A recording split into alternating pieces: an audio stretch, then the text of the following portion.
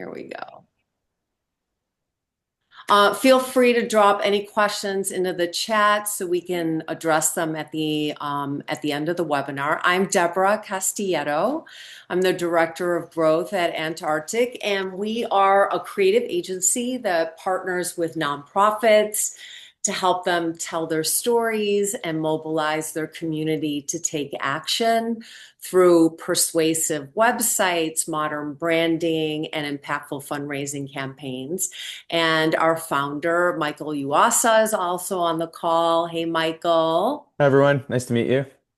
We've had the honor of partnering with God's Love We Deliver for the past 8 years on their annual year-end giving campaign, Celebrate with a Plate.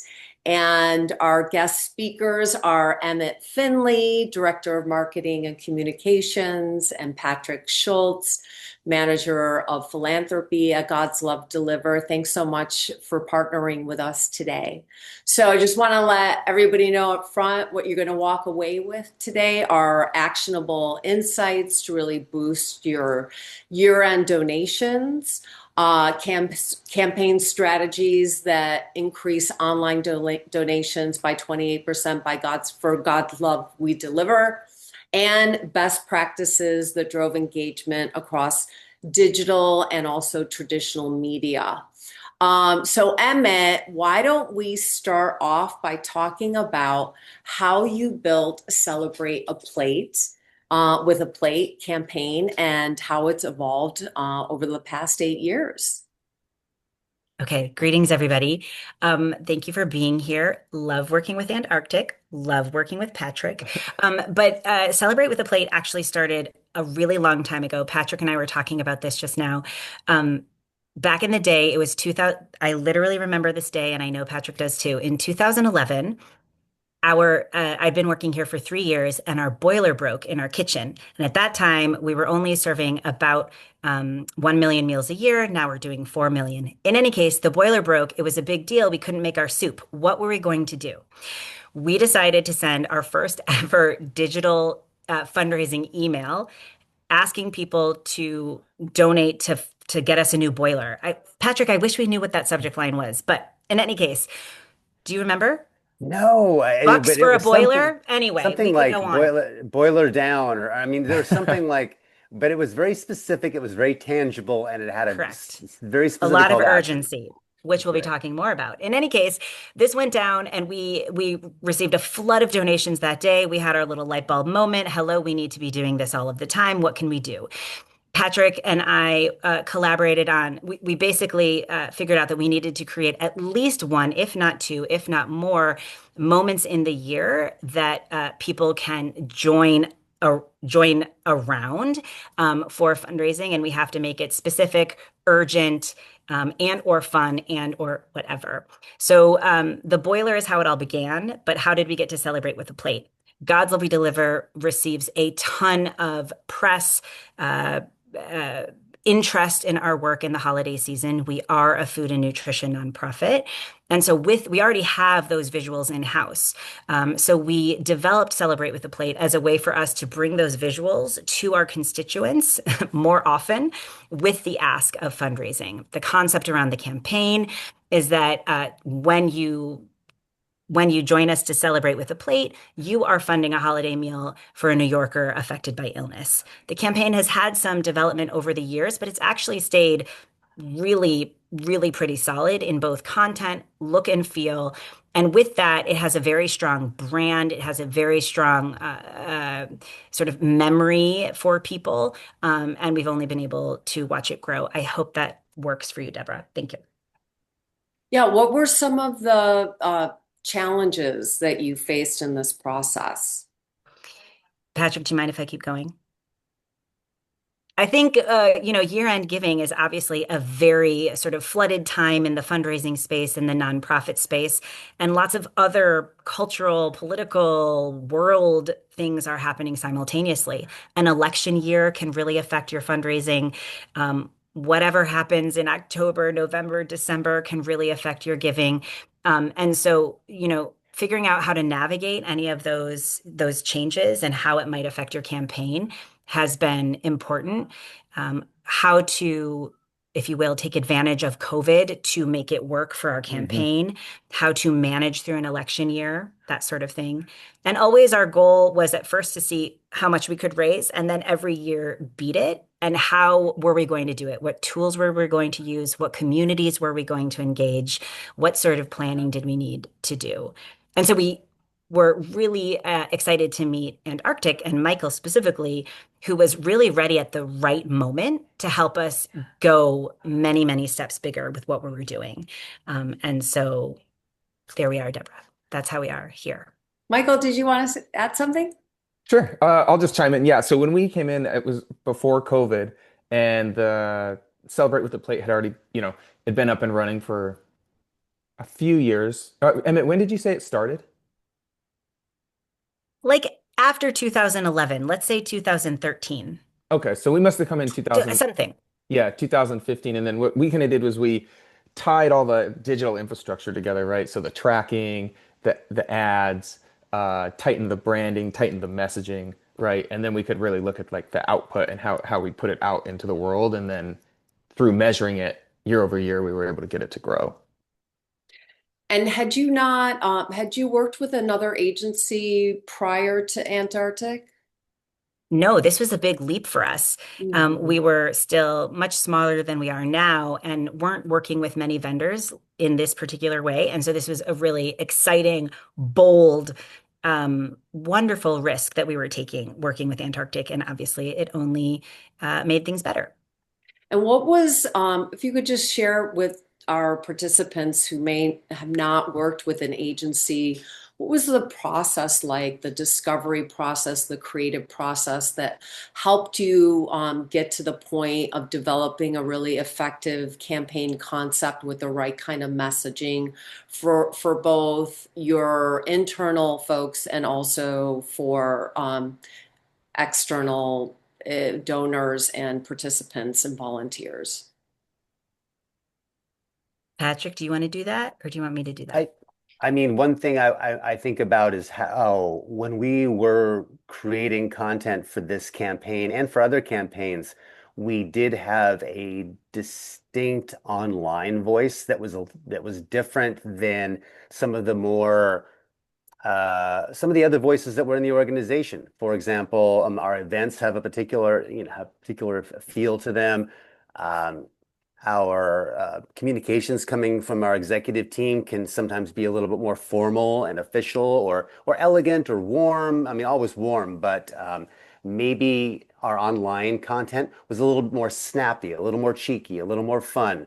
Of course, always keeping the urgency in there, but making sure that this is little bits and quick and shorter stories that can be quickly consumed in the digital environment. I think one thing that Antarctic helped was helping with that, helping keep stuff distilled and clear.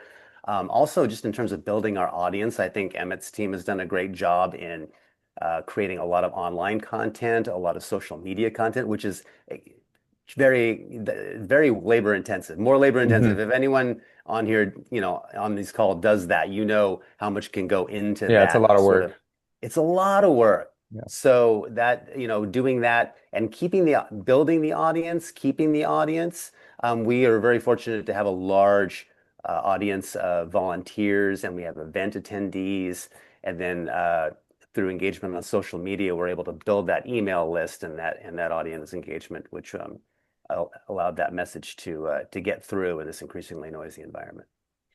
How did you And go? I'm sorry, go ahead, Emmett. just from the vendor perspective, we really launched with Michael and Antarctic as real partners. They really did their homework, studied us, figured out who we were, what we do, um, and uh, and really sort of dug in to make sure that we were all collaborating. Everything from a weekly meeting to make sure we were reaching our goals, everything from getting really specific on language, et cetera.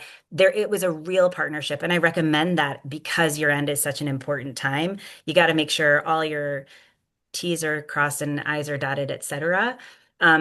And we had come to Antarctic with a very very clear idea of what the campaign is, right? Fund holiday meals, basically. Hmm. But then we got to play around with the visuals. And so Antarctic has always given us multiple looks and feels every year and design directions, et cetera. And then every year they layer on a new element that makes it fun, engaging. We use real life examples. We use real photos of our volunteers and our clients and the holiday season, which I think just draws people in, as you know. We use user generated content from social that they then flip into a digital ad, et cetera. So it's the partnership and it's making sure that we're all aligned. And there we go. Yeah. And I'll just chime in when we work with, different nonprofits, we try to provide structure too around the campaigns that we get involved with. So that's maybe starting early, some sort of campaign template outlining kind of all the, maybe you build it around the emails that go out, the email cadence, et cetera. But just trying to build some structure so the internal teams and our team all can like uh, know what's going on before we actually get started. And what You were want to have some, I'm curious about collecting the data, right? To understand which campaigns were performing well. How did your team go through this process of analyzing the direct results of the campaigns? Because I know you did an integrated marketing approach that included direct mail and included influencer marketing, as you just mentioned. It included digital advertising, subway, radio, television, PR, all these various aspects. And I'm sure that through the process, there were in evaluating the different strategies. How did your team go about collecting the data, interpreting the data to inform your decisions about what to support year after year? Patrick. I'll start. You Go start. ahead. I'll start. You start. Great. So we take a lot of pride in tracking everything to as much minutia as we can. Everything from making sure that every single donation link to the campaign that someone is touching has a code at the end of the URL that we can then see. We use GoFundMe Pro for anyone who's wondering, that we can then see precisely where that donation is coming from, whether email one or email two or website homepage or our gateway pop-up, et cetera. So we can really look at those. That's particularly useful in when we're sending out our emails. Every email has a specific code. And so then we can see, well, email one, obviously the campaign launch did very well, but email three made $200 and email seven made the most. So what can we do and replicate for next year? Making sure that all of our touch points for donors are up to date, easy, et cetera. Make sure that you have your sorry, so that's that. And then also just from a reporting structure, when we've been looking at how our ads are performing, we recognize that having a subway ad is really great for visibility, but they never convert into the donations that we're looking for. And we are Hmm. cost conscious, as we all are. So we have removed the subway ad this year from that, and we have focused our small advertising budget on all digital, which makes the most sense for us. Patrick? I would just add, we do have we track QR codes, we track URLs, we track the open rates for emails. We look at what time we sent. We're very mindful of like what content generates the strongest response. So sometimes we've seen that sending later in the day might generate more opens, but people might get more conservative with their giving later in the day. We try to send at lunchtime. We test longer messages, shorter messages. In the past, there have been times when we've even split the list and said, okay, we have two different subject lines, or we have two different, formats of content. Which one has a higher open? And we'll send them to two different lists just to test that. So, in terms of tracking all that and reporting back to the team, I think that's been an important part of evolving our communication strategy. And I'll Yeah. just add that setting up the analytics tracking before the campaign starts and really taking the time to make sure and pressure test that where the donations are coming from, everything is being tracked, kind of the donor journey, et cetera.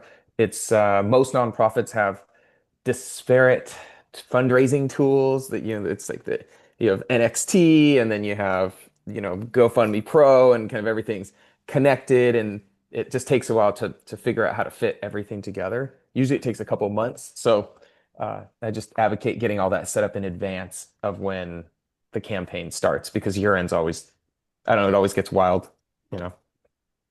Can you dive a little bit more into the details? So what I'm hearing is a lot of A/B testing, a lot of timing, a lot of planning in advance.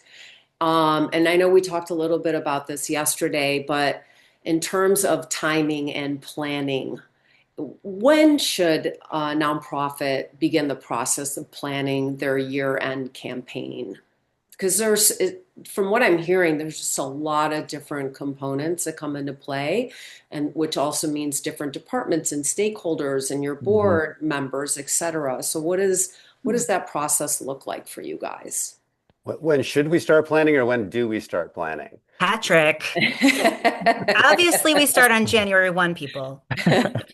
Well, I think for us, Deborah, we have both our fiscal year and then we have the calendar year. And so from a fiscal year perspective, we need to make sure that we have the right advertising budget for year end. So for us, that is April, March through May, solidifying the budget for what will be then used in our next fiscal year, which is the end of the calendar year. So that's that part of things. And then from a creative standpoint and a campaign standpoint, in a dream world, we're all going full steam ahead July 1, the start of the Hmm. fiscal year, right? How many months? What is that? 3 months before, it's some months before year end starts, right?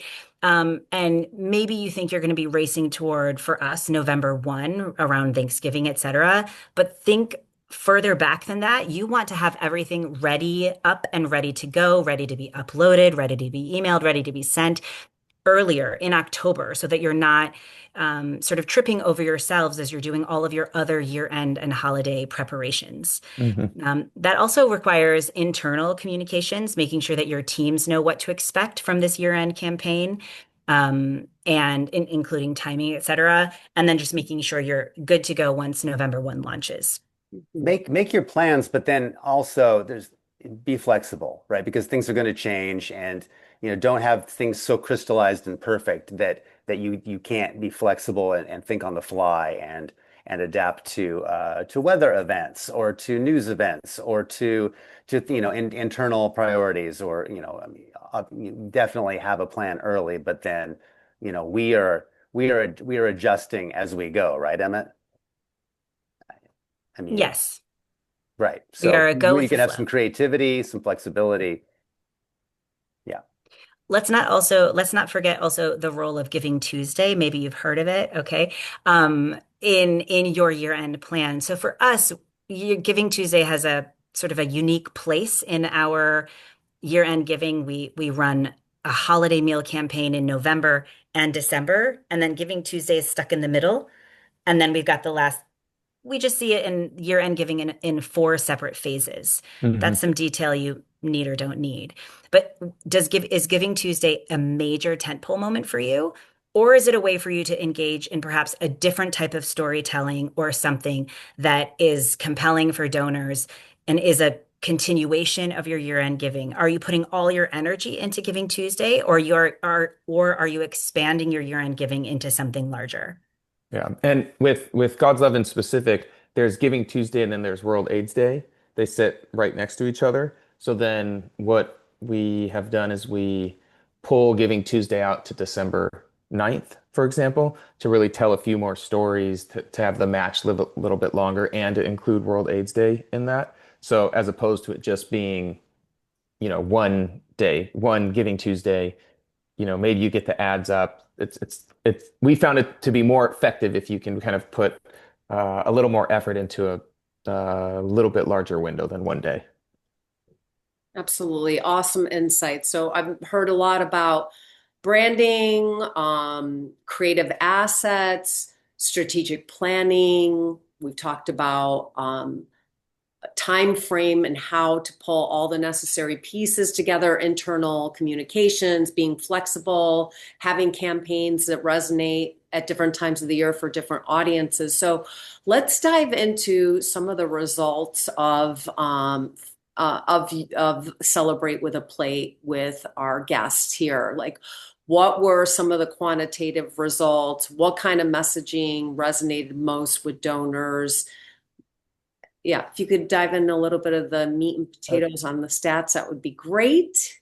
yeah, I mean, in the past, when we did that boiler campaign, Emmett, I think we raised like 3 or 5 thousand bucks, and we were like, we were we were jumping up and down in the office. We were ecstatic, right? That was huge, and that was our first ever We gave e-campaign. ourselves a raise. We we were over the moon.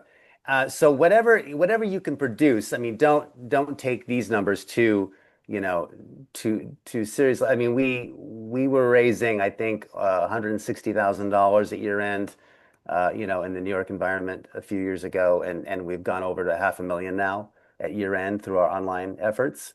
So it's more than triple the number of donors. Uh, we've grown our lists through all of our volunteers and event activities, so that has helped tremendously. And of course, all of the social media engagement. But having tripled the revenue over the past 8 years through a conscientious application of consistent messaging and careful branding across all the platforms, I think has driven that. Mhm. And bringing people in, just to reiterate, Patrick, you're saying as volunteers come in throughout the year, right? And through events, you're using year end to also act, to make an ask to those people, Oh right? To yeah, keeping them included. exactly. Like, but you're building your list throughout the year, knowing that year end is when people give. Right. Yeah. Right. And you got to have a lot of unsubscribes and you have to watch your bounce rate. I think keeping a low bounce rate makes sure that you don't end up getting flagged by servers and end up in people's junk mail folders. So you have to keep an eye out for that. And also, manage your expectations because converting, an email, on your email list to a donor is it's low, right? These are low. You have to get a lot of prospects before you create any recurring donors. So Mhm. manage your expectations there, but having a big of an audience as possible, connecting your work to other people through influencers or through media events, just helps people become aware of and interested in your work. Deborah, I know we're running out of time, but can I say one thing? Oh, please. I just want to make sure that we speak to the audiences that you are engaging. For us, as we recognize the success of Celebrate with a Plate, we were able to, rather than try to draw in as many people by chance, by press, by ads, etc., we created moments where people would automatically push out this content on our behalf, press would be drawn to it, etc. So part of our year-end planning is not just what is the messaging, when are the emails being sent, and when are our social posts going up. It's what moments are we creating in the kitchen and when, and who's going to be there who can then help take this message out for us. And that's been very critical to our success. Thanksgiving Day has become an exhausting Thanksgiving week where we are very specifically targeting celebrities and influencers to come to our kitchen every day to build up that drum beat for Thanksgiving Day itself. And then, as appropriate, we take Thanksgiving Day and use that as another thank you moment to volunteers and donors, but also another soft ask moment because if you don't ask, you won't get. We are also strategic in that, again, if you don't ask, you won't get. So Mhm. while some people might say you ask too often, you send too many emails, we err on the side of emailing more often rather than less. Because you never know when someone's going to feel like it's the day to give, what's going on in their holiday season, etc. So And make I'll sure just that you're actually creating moments for people in addition to like pulling with that email. Make sure you bring people together to push for you. And I'll just add one surprising fact whenever we talk to new nonprofits that are getting their year-end campaign up and running is the amount of emails. So if we start November 1, it's usually like 25 emails or 20, 22 or 23 emails. And we have found that to be very effective as opposed to just sending one or two year-end appeals, right? It's a bit intimidating at first, but that's Oh, that's you just have to we send, I think, 2 emails on December 31st, Emmett. Is that right? We send two on the 31st and we send an email daily like the last week. I mean, yeah. don't worry about over asking if people are unsubscribing or people are angry. They're not your audience. They're not giving anyway. So Mhm. people understand that their inboxes are flooded and that we live in a noisy environment. So I think since we all understand that, you have to make sure that you get heard. So don't be shy. Absolutely. Wait, I have to say one more thing, Deborah. Yes. Honestly, and I was saying this to Patrick earlier, I think the fact that our campaign is called Celebrate with a Plate, and maybe it's because Patrick and I made it up. I think the fact that it rhymes, that it sticks in your head is actually very important. I think when people say give for year end, my brain just like falls asleep. I don't know about Yeah. you. Really create Yeah. something that sticks in people's brains. Give them a picture, give them something that their mouth can attach to. You get the idea. Make it Yeah. a mental, Branded emotional, campaign. physical moment.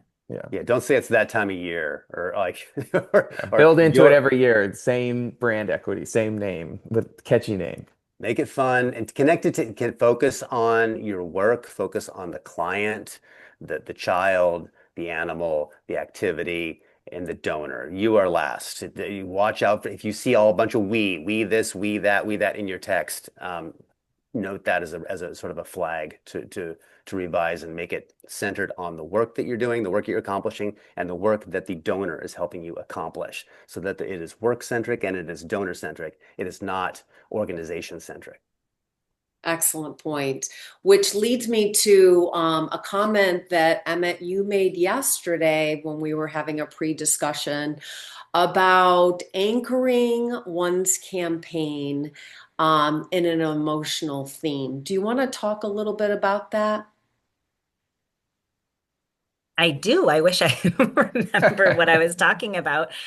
Can you give me a hint? Just Well, I mean, what did I say? we run across websites that sometimes are very wordy, sometimes that don't have the right kind of imaging, and basically, a website is a nonprofit's storefront to the world, right? And so we only have a couple of seconds to really drive an emotional connection, and so making sure that we're using the right kind of visuals and the right kind of storytelling, right? We know our personas and what is going to resonate with the person that the potential donor that's visiting our site, right? How do we create those emotional connections? So that's really what I was referring to. Yeah. And That's so the answer. Keep it short, keep it simple, but make sure for us, it's really important that our website reflects should be for all of us, right? Does our site reflects the people we serve and the people that are coming to help, right? So we make sure that our volunteers, that you can see yourself as the volunteer or as the donor when you're coming to our page, you see yourself. For our clients, we make sure that clients of all backgrounds, ethnicities, et cetera, are visible, present, et cetera. So no matter who you are, you can connect with the person that we're serving. Look at this gorgeous quote. Who wrote that? Michael, did you have something you wanted to add before we end? nope, Emmett nailed it.